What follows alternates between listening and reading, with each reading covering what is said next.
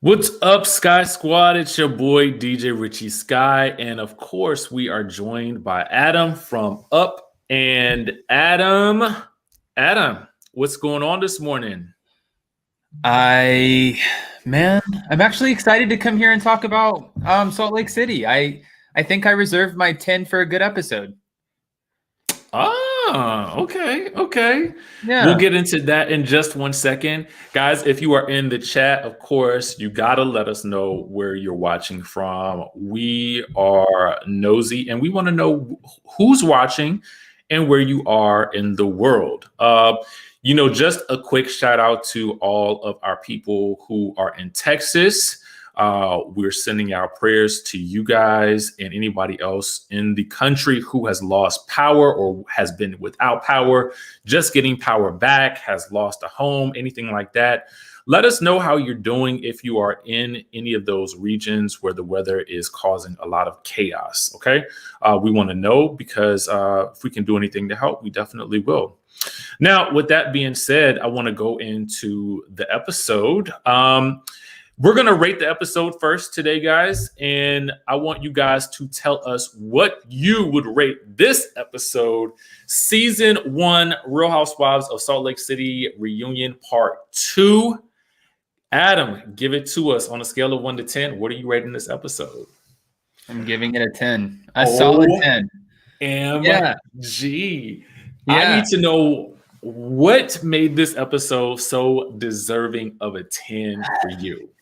Because Lisa really kind of came out of her shell. I thought that Heather was really standing up for herself. Mary Cosby, I learned so much about her. Her grandma did not put that in the will to marry her grandfather. So we're learning things as they come that we didn't necessarily know the truth to. A lot came out in this episode. I would have to agree with you as well. I was going to give it a 9. I was on the fence about it because there was a portion of it that I disliked, but I also felt like that same portion that I disliked really helped us unearth some things about Mary Cosby and her situation. Just right off the bat, to give you guys some context with my issue with the episode was really that Andy really went hard and spent a lot of time with Mary.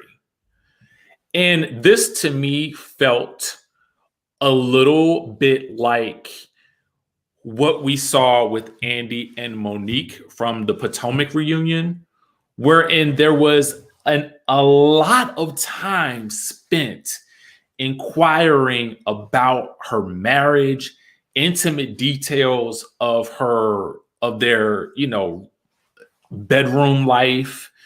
And I just kind of felt like we didn't get any of that from any of the other ladies. And maybe we'll get it with Seth and Meredith because their relationship was the one that was truly at the center of much of the controversy, for which we got nothing with regards to Meredith from last night, except her making one statement, right? So to me, I just felt like he went real far with her questioning. However, I do feel like while it annoyed me, I felt also like it did Mary a service and a disservice, because Mary talking for too long screws Mary up. But Mary being pushed up against a wall forced some emotion out of her and possibly gave her one of her most relatable moments, I felt, that I've seen from her the entire season. But that's just my thought. Did you feel like he spent a lot of time with her? I think he spent a lot of time with her, but I also think you have to look at it like this. She's kind of our most mysterious housewife. We don't get a lot of information from her or about her. Everybody, has the same burning questions about the alleged cult, about how she actually got married to her grandfather, what happened to the ex-husband, how do they make their money? These were the questions that we all want to know. Do I want to know if she's still sleeping with her husband? No, I don't care about that. That might be a little bit far. But, I just don't. I guess I didn't think too much about it only because we know a lot about all of the other couples already. And I feel like Mary is just a mystery as of right now. I think next season we'll get to know her better. Yeah, I don't know. It was just something, I don't know. It just felt uncomfortable to me, I guess, because I've just been kind of feeling like, there are certain instances where I feel like he kind of goes a little further with some people than others. And I don't understand it sometimes. And I just feel like I'm starting to see a common thread, right? And since we're talking about Mary and we spent so much time on her, I really want to start with the discussion about her with this episode. Adam, what were the things that stood out to you during that conversation with him and Mary? And I kind of want to segue from specifically her to her and Jen. The fact that, one, like he said, the headline is the fact that she actually never went to the hospital. So the comment, again, at the end of the day, it was mean, but like Mary saying, how many times do I have to apologize? And even though she doesn't seem sincere in her apology, saying that in that moment, she has apologized and Jen did accept the apology. So you have to move forward. And then what else kind of got to me about Mary, and it's not really about Jen, but it was when she was trying to come out and talk about her marriage with her, technically step-grandfather. Watching that, I'm like, there's still so many questions that I have. And I feel like, I don't know. I just feel like a lot of things came to light in this episode. A lot of things that we weren't necessarily being told throughout the actual season. Yeah. I felt like the apologies between Mary and Jen, I wish that they both could have been a little bit more sincere. But I think the thing about Jen with her apology, with Mary's initial apology, was that Jen does not accept apologies very easily, right? We saw it with Mary. We saw it with Whitney. When she said she accepted both apologies, she really didn't accept either apology. But right. When requested to apologize to Heather, she could barely be bothered to acknowledge the apology at all. So it's kind of like, you don't want to accept anybody else's apologies, but you can barely apologize to anyone. And even when it's time to apologize, Jen gives a lot of excuses when it's time for her to do so. Now, I like Jen. Let me just say that. I don't want it to come across like I don't like Jen. I just feel like I recognize a pattern with her. With regards to Mary and Jen, I just felt like I wish that they could have been in a room alone and just had a direct conversation, maybe with someone mediating between them. And I felt like a lot of this could have been resolved a lot sooner, because I felt like it took us an hour for them to get on one accord. And I felt like, why did it take so long? I actually kind of agree with that, but I think I have a different idea as to why Jen really didn't drop any of these fights, because again, it says it all, the fact that she was a fan of Lala Kent from Vanderpump Rules, because she is a fan of sort of that villain type. That's what she likes. That's what she watched on Bravo. So she decided of a character she was going to be. So I think in doing that, she knew that she had to have problems, pick fights, have altercations on the show. And that's why she didn't want to let it go, because if she let it go, what else is she going to focus on? Her marriage? She doesn't really want to focus too much on that. So, right? I know that's an out there kind of thought about it, but. Well, I want to come back to that, because there's so much there, because that leads me to a discussion between Heather and Jen. And I want to really, please remind me to come back to that very statement that you said right there, because it's Heather and Jen kind of blow my mind, and I'm trying to figure out and wrap my brain around what their dynamic really is at this point. Mary, things that bothered me last night about her. While someone said in the comments, Richie likes Mary, I do like Mary, but Mary disappointed me big time last night. And I'm going to get into why. And this is probably deeper than this conversation we have time for in this conversation. But one of the things that Mary said last night was the conversation about the 7-Eleven came up, right? And about how Mary does not want to go into convenience stores when there's a lot of people gathered around outside.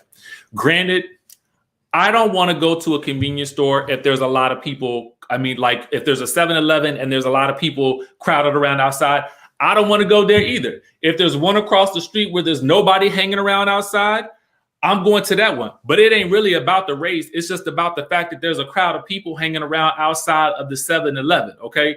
That's just that. That's reality. That's me being real. Okay.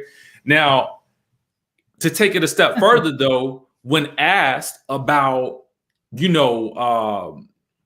she wasn't even asked this question. It wasn't even a question put on the table. It was just her acknowledgement about her preference for not liking or not, I guess, maybe being attracted to Black men. And I could not determine if it was that she was not attracted to darker skinned men or just Black men in general. And this was hurtful because mainly I don't care that she has a preference for, whatever she has. Everybody has a right to their own preferences. It just sometimes feels to me like she has a problem with her own Blackness to a certain degree, right? Because, or I guess maybe I'm offended because I always feel like as Black people, sometimes we have so much coming at us. It's nice when you can say, yes, she cleaned this up later. She tried to anyway. Yeah. That she says that, I love all my Black people. That's the answer that we want to hear because it feels good. You know what I'm saying? It makes us feel like, as viewers who are watching her, like I was rooting for you, but now I feel like I can't even root for you because you don't root for me. Well, and I actually agree with that too, because it's almost like if there are people at home watching and she says, I do like someone who's lighter skin, maybe someone who's not, that might not make them feel the best about themselves. So like you said, you want to feel good, especially watching. This is a very surface level reality show. You know what I mean? Like most of it is usually kind of like cotton candy, right? So I don't think you should really be in the business of hurting people's feelings who are not on that stage getting a contract for you to do that. Does that make sense? Yes. Okay. And I know that, again, like I said, it speaks to a deeper issue than what we probably really have time to discuss here. But in this space where we're going to be discussing a reunion, but it just bothered me so much because as much as I wanted to root for her, despite all of the, obvious shenanigans and things that just did not make sense from what she said last night, the inconsistencies in her stories. At first on the show, it was in her grandmother's will. Then it was not in her grandmother's will for her to get with her step grandfather. Whatever the case may be, it would have been nice if she had chosen a whatever the story was going to be and stuck to it. I didn't even understand the point where I know that there was a message that she was supposed to be conveying to her church members, but it was lost on me and I was trying my hardest to wrap my brain around it. And I didn't understand it. No. See, and that's another reason, like going back to your kind of initial statement about watching Andy Cohen go in and give a little bit more attention to Mary in this episode. I think I understand where you're saying that there's a common denominator, but then sometimes I also look at it like devil's advocate. These are the questions and inconsistencies that make her sort of fascinating, aside from like a little bit of that kookiness. Like we want to know because we technically don't know anything except from what everybody is kind of throwing on her name, because she hasn't talked about any cult-like behavior. She hasn't talked about where her money came from, really. She has been inconsistent about getting married to her step-grandfather. So there are so many questions. And that's partly why I can't be all that mad at Andy, because I felt like the questions needed to be had especially if it got her to the moment that it got her to at the end. And Lula says something here. She says, I heard her say it was her grandmother's will, not in the will. Meaning, I'm assuming that it was her grandmother's wish, maybe, and not written down. I don't know. Okay, that's really clever, though. I don't know. But the moment that I did feel like I appreciated the most was when she actually broke down and she gave us, I felt like a very authentic, vulnerable moment about marriage in general. And I would like to see is equally as much of the crazy and inconsistency, because I do appreciate it on some level, right? You know, because it's like, again, it's very Kim Richards to me. But I also want to see a little bit more of what we saw with her breaking down when she was talking about her marriage. I was captivated by the discussion. Even though I didn't appreciate Andy asking about their bedroom, I appreciated her opening that up. Well, I expected her to shut down. I expected her to say that she wasn't going to answer that too, but I also, no, I appreciate that too. But I also just had something that kind of came to my mind that reminded me of Jen Shah and how she is a little bit of a Bravo-holic. Did you notice in this episode where she's like, don't talk about my husband? Kind of pulled that Lisa Rinna move where, you know, Mary Cosby was insinuating that Coach Shah could potentially be a racist, which is, you know, so out of like, left. Where did that come from? Yeah, it's so out of left field, because even Jen Shah was like, what? My husband? And I was like, that just, I didn't see that coming.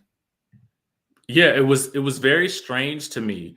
Their whole dynamic was odd. I guess I would end it on Mary and Jen with, I hope that they can make amends, because it would be interesting to see them on the same side next season, or at least being able to get along.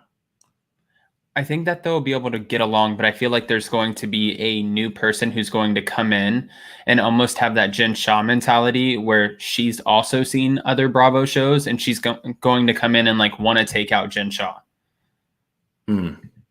Because they can't just bring in a weak personality. You have to bring in somebody who's like, get out of my way. Speaking of which, I want to get into Lisa.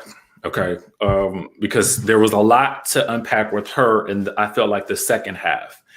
To me, and I don't know, and let me tell you something. I am in love with Heather and Lisa Barlow at this point equally. They can continue fighting for the rest of their lives, to me, because they bring out something very interesting in each other when they do so, visually, because Lisa is so triggered, and I can't tell if Heather is just antagonizing her for the simple and pure fun of doing it, or she feels like, I'm going to give you everything that I felt like you gave me during the season. Which do you think it is? I think it's a little bit of, so you know how we always talk about how when the cameras are around, your emotions are amplified and your reactions are amplified? Well, the cameras are around. Andy Cohen lives his life off of this, and she's sitting right next to him, and she's probably like, oh, you want to play this? Let's do this. Because imagine how amplified that would feel.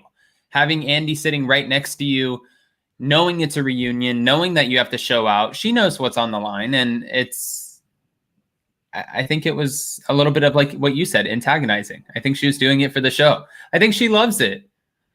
But I think when she was questioning Lisa Barlow's, I guess, relationship with Meredith Marks, that's when Lisa kind of flipped out. That's when she wasn't happy. So I definitely wanted to talk to you about that. What do you think is going on with that? It almost feels like, and again, I like Heather. I love Lisa. But it felt like Heather was pushing for a little bit of a divide between Lisa and Meredith. What I didn't get about that was why and for what reason? Because she's getting along with Jen Shah. That's okay. That doesn't have anything to do with Meredith. And I understand that Jen Shah was alluding to stuff about her marriage, but she came out and said it anyways, and she accepted Jen Shah's apology. So at this point, why would that matter, right? I don't know. It was so weird. Like it was kind of like Heather kept saying, well, if I were Meredith, this would bother me. Like it felt intentional. Like it felt like, Meredith, I want you to open your eyes and see that this girl really doesn't have your back because she was friends with Jen Shah when Jen Shah was the one who was spreading the rumors about your husband and you. That's what it felt like to me. Yeah. I mean, I get that, but also she still didn't do anything. She didn't take part in that. She didn't have anything to do with that. So you can't tell somebody who they can and can't be friends with. And Meredith actually even said that on the show. You're not going to tell me who I can and can't be friends with. So why would Meredith care who Lisa's friends with? That doesn't, I mean, unless there's like a little bit of hypocrisy here. But also I want to point out one other thing, inconsistency on last night's episode. And I don't mean to keep flip-flopping, but I don't know if you caught this. When Mary admitted that Lisa and Meredith never said that they were afraid of Jen. I did catch that. It was kind of glossed over because I think the bigger issue was then if they really are afraid of Jen and who is actually afraid of Jen. And they just kind of glossed over the fact that Mary said, no, I said it. It was me behind the curtain the entire time, which was like a revelation in and of itself. It's like, no one's going to talk about this. We're just going to. She almost got Heather Gay beat up by Jen Shah and Whitney Rose beat up. And then all of it, like you said, Mary comes out and she's like, it was me. We knew that. I feel like I knew that the whole time. I didn't buy any of that. And I felt like that's why she didn't go to Vegas, because she didn't want to get trapped in this like awkward, I lied. But I don't think she cared. I don't think. Yeah, but there's something wrong with that. I don't think, and you trust me, you might be right about that. There might just be something larger at play. I don't know. But what I will say is I believe within my heart that she does not care. Okay. When she even tells you that something did not match what she said earlier, she doesn't care. It's whatever she said in this moment right here. It's great. I don't know. I think she just talks. I think she just talks and says whatever she wants. I mean, I think Andy Cohen also pointed out a good point when he said, people look at you like the first lady of a church and you say some kind of sometimes outlandish things to the people in your congregation. It's very questionable, but she was offended. She got offended a lot when they started bringing up the church. She did not want to answer any questions about that. But I feel like a lot of, now I don't want to call out a lot of pastors, but I feel like there's a lot of pastors that we see these days that say and do some crazy things. Is Jamal coming? Anyone? I mean, I knew you were going to say that. But and imagine these are just the ones. I don't want to get into all of this, but I actually had an experience where my dad had a wife at the time who's no longer his wife, but they brought us to this church that it took like 30 miles to get up to in the middle of the woods in Tennessee. And it was kind of the strangest experience that I've ever had in my life. And I was like 12 years old. And I look back and I'm like, this is, I don't know.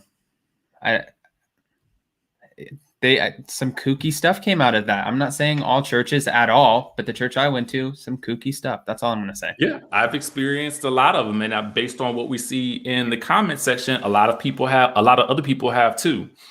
I want to ask you guys this question, and I want to ask this to you as well, Adam. Whose side are you on ultimately? Weather or Team Glam Kittens? Everyone, please write your comments down below. I want to see whose side you guys are on, because last night Lisa Barlow told Whitney and Heather that they were bad weather, tornado. Okay. And then we have the Glam Kittens consisting of Lisa and Meredith. Whose side are you on, weather or Glam Kittens? Adam, let us know. So I do want to say this. You have that face mask that you can't find that matched Meredith's finale face mask. And today I was going to put a bunch of bronzer on my hands to make them orange, like the orange SPF bronzer, so I could have like the Lisa Barlow look. Because if you noticed, her palms were like roasted. Oh my God. Her palms were so dark. I mean, they were orange. It was so weird. And I can't believe that she didn't catch that before going on. And I love Meredith, but I have to be team Glam Kittens. No, weather. Okay, guys, Adam is team weathers. I think there are a lot of you guys who are team weather.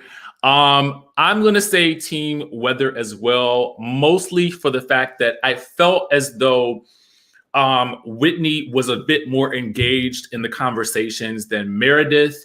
I felt like Meredith said like one sentence last night, really, that was really like worth anything. And that was her statement that anybody that makes any comments about her marriage are not her friends. Okay. But I did feel as though she was sort of warming up to team weather just a little bit. That's just, I'll just have to wait and see how that plays out, I think, next season. So, Adam, I want to talk to you about Heather. Something that I noticed that was interesting last night, outside of Heather dramatically pushing Lisa's buttons, causing Lisa to, at a certain point, especially when it came to Meredith, to storm out, okay, to cry to her husband, okay, and to have an emotional meltdown, which I was all the way here for. Don't ask me why. It gave me the same feeling that it does when Kandi has a breakdown. It's riveting television to me, okay? But the other thing that I noticed was Heather has had her foot on Jen's neck this entire reunion. Did you pick up on any of that? Yeah, because, I mean, she's already explained why. She's been a good friend, and she feels like Heather has not been a good friend. She feels like Jen has not been a good friend, and she feels like Lisa and Meredith have taken most of Jen's attention because Jen is trying to fit in with them. Heather's called everything out, and you can see where there is still hope for them, though. I mean, you see her kind of going in on her, and I think they both know what the reunion is, so that's what they have to do. But you can see, like, okay, once this is over, let's get back to being friends. Well, and I thought that was interesting as well, too, because Heather has really been like, you've been awful to everyone on social media. And I think Jen, from what I could see, even from before the show started, has probably had the bigger presence on social media with regards to speaking about the show and that sort of thing. And that's not a bad thing. I think it's just, a part of the game. And, sometimes some housewives play that game and sometimes some don't. And I think that Jen is in on that part of the game. Right. I felt like it was interesting because Heather just kept like going at it with her, calling her out. But I think that also, too, you could be right because Heather's calling her out in a design that was done by Jen's team. Right. So there's a little bit of, I'm looking at that with a little bit of a side eye because I'm like, how much of this is real? I'm mad at Jen's team for that design. So, for Heather's or hers? Actually, both. Great question. But both. I think that they both looked. I mean, the glam and everything looked great. Heather looked really pretty. Her hair looked great, and so did Jen. But the dresses were, again, I'm not a fashionista, but I can also call an ugly dress. Yeah, your opinion is still valid. Thank you. Hey, I appreciate that. Yeah. Yeah, it's interesting. I don't know. It's hard for me to tell. And at the end where Lisa came out, and I really do feel like Lisa was emotional and at her wit's end. When she came out and she said, or maybe it was before she left, and she said, I thought we had moved on. I'm trying to move on with you. And Heather was like, I don't want to move on. I thought that was interesting. I think also Heather, though, kind of knows her worth, and she knows what she brings to the show. And she knows that Andy has said that Mary and Heather are like the two front runners for the show. And I don't think that she cares that Lisa was sort of instrumental in starting it anymore. I think at this point, she's like, you know what? I'm a part of this show just as much as you are. It's almost like on Jersey when they say, this is not the Teresa show, Like Heather's pretty much saying this is not the Lisa Barlow show. And it's really not the Lisa Barlow show. Teresa can be like, yeah, I do carry most of the seasons. Lisa Barlow, as much as I like her, she did not carry this season. She actually did not really have too many over-the-top, crazy, interesting scenes until this reunion. You know what I mean? Yeah. And so this is part 2 of the reunion, guys. Of course, we're going to be back to cover part 3. Adam, and I may even chop this up to make it into like a little second video, and I hope that's okay. But I have to get your opinion really quickly before we go. Yeah. You talked about Jersey just now, and I want to ask you a question because I know you probably saw it. We got a glimpse at the premiere episode last night, and it was insane.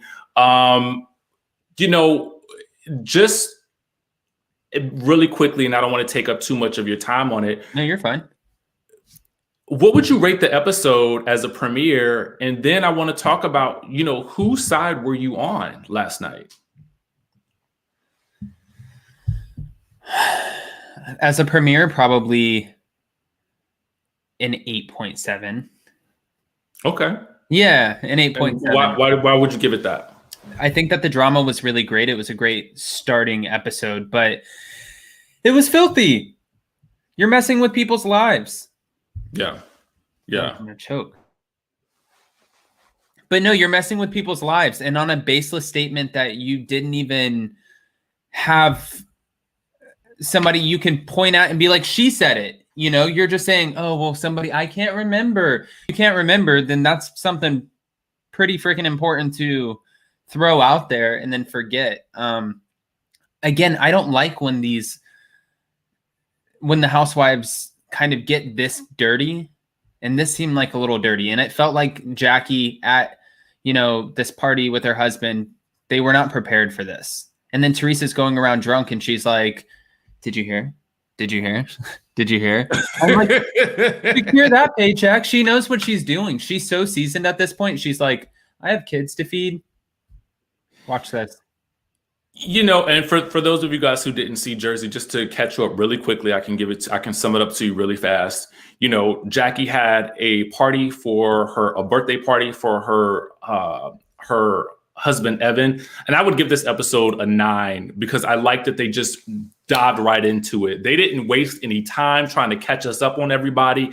They went right into the party and they went right into the mess. Teresa shows up. And, Jackie is trying to, really show Teresa some love. And, her husband is trying to help her set her up with somebody. And it's going really well. And Jackie's so happy. And Teresa just starts whispering these rumors about Evan supposedly doing something or cheating on Jackie when he goes to the gym. But she doesn't just whisper it to one person. She whispers it to anybody with an ear. Anybody with an ear, she whispers it to. And so that's really the biggest part. And everybody's shocked because, again, just like you said, it felt dirty. It felt very Giselle. That's how it felt to me. I thought I saw Teresa morph into Giselle at that moment because I felt like that was something that she would do. It was just so like, are you serious? Are you serious right now? And then it also hearkened me back to the things that happened to Melissa earlier on seasons ago, with the stripper rumors and stuff like that. And at the heart of it was still Teresa. You know, Teresa was at the center of Danielle, go yank Margaret's hair, you know? So she's, to me, always been the person behind it.